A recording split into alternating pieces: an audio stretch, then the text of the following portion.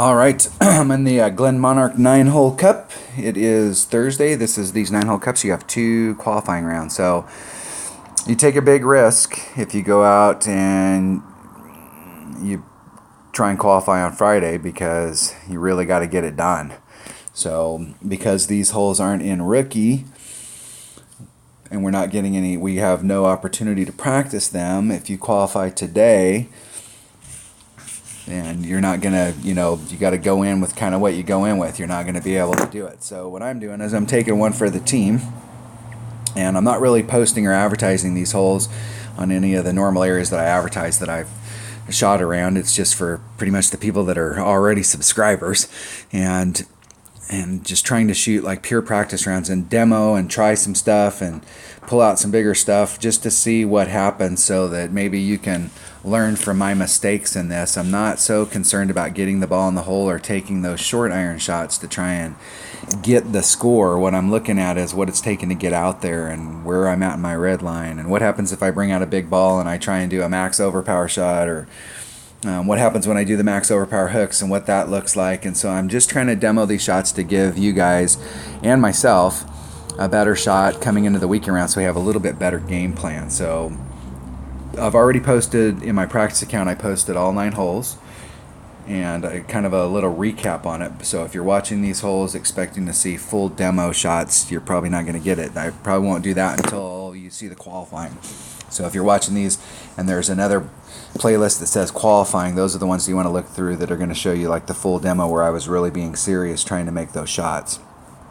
So here in my practice account, I tried an extra mile and just barely, as I said, I put the ball guide over here because I wanted to be able to come a little bit more to the right so that I could put on a little bit of curl, but I didn't put a lot of curl on. I put just a little on, but I did clip the rough here and ended up out here. It was about mid. With a 3-power ball, my red line was out here for minimum. My max was up here, so where I was hitting at, I was about mid club, which in my Hornet's about 1.9 per ring. There is a little bit of a wind adjustment we need to make here, but just trying to get that, just trying to see what the distance is, where I was hoping that I could get further out here to see like if I was really where I really was. In my practice account, my quarterback is only level 9, and here I have a level 10, so I'm going to get a little bit extra run out because I got a little bit more topspin. And I think the power is probably pretty close to the same. I'm not sure if you get a whole lot of power when you get it to level 10, but these commons, this is why it always cracks me up when people are complaining about getting a lot of commons. Even when you start getting your commons maxed out and you're still getting cards for them, that stuff doesn't bother me at all, because common cards, I want lots of common cards, because these common clubs, especially when you get them to level 8, 9, and 10, they become really good clubs, especially when you get them maxed out. So don't bitch about getting common cards. Be happy you're getting common cards, because you want to get your common cards maxed out, and you can do it relatively quickly. So if you're playing pretty actively, you can get your common cards up at very high, very usable levels very quickly. If you're playing in rookie and you've got higher level clubs, you played up to 7, or you've played higher and then you decided that you didn't have the time or you didn't want to spend the cash to play at the upper levels, and you just want to go down and have fun, and you're playing rookie and you've got higher developed clubs, you know exactly what I'm talking about. It didn't take very long to get them to that level. I really want to try this shot with a sniper or with a quarterback, because I think you have a better opportunity to get up in there. But either way, I'm going to make sure I bring a Hornet with me. And I want to bring a bigger ball, not because I need a bigger ball for distance to get up in there, but because I'm trying to push the red line for my short iron, so that when I take the shot into the cup, I'm using minimum club.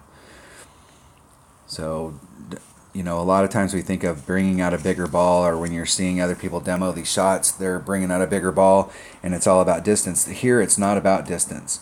It's about setting myself up for that second shot so that I'm in the best accuracy of my short iron, and it's more accurate when it's at minimum club. So let's just jump out there and fire it off. I don't care about score today. I'm out there with my caddy, and we're just walking around, and we're trying out some stuff and seeing what kind of area we're landing in. It's not a bad deal on the other side. If you do clip the rough and you end up there, you're still going to end up in your short iron. Ideally, you want to be a little bit further up so that, like I said, you can get into your minimum short iron. I think if I get all the way up into that trough, I'm actually going to be in my wedge range.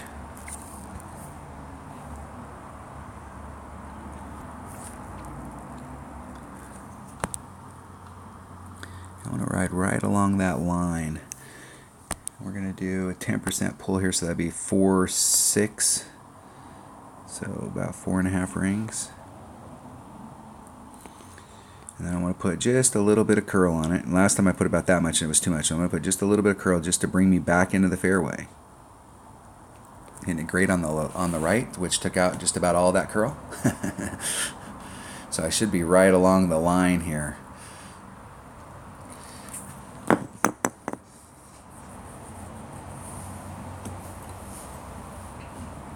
The bad thing there is if you do end up on the right in the rough here, if you end up hitting to the left and you've got all that topspin on it, more than likely you're going to blast out of the rough and end up a little short up here in the fairway. So you just got a fairway shot. If you end up where I'm at right there and you end up riding up against that rough and rolling into that rough, you're going to get caught up in it. So by starting off along the rough line right there and putting that curl in it, I'll have to go back and look at that. It was at least a 1 ring grate to the right. It looked more like it might have been closer to a 2 ring grate to the right, so that you have some room out there. Now our opponent's in the spot where I'd really like to be, where you're up there even closer, but I think from that distance right there, I'm going to be in maximum rapier or maximum wedge. So here's minimum. And so I'd need to pick up a little bit more. Here's max. So we're eking towards going in between minimum and mid. Just a little teeny bit of backspin. And get right up on the hole. 4, 5. That's about mid, so that's 4. It's 3, 8 right there. I'm going to go just a hair over 2 rings. And just trying to hit it perfect.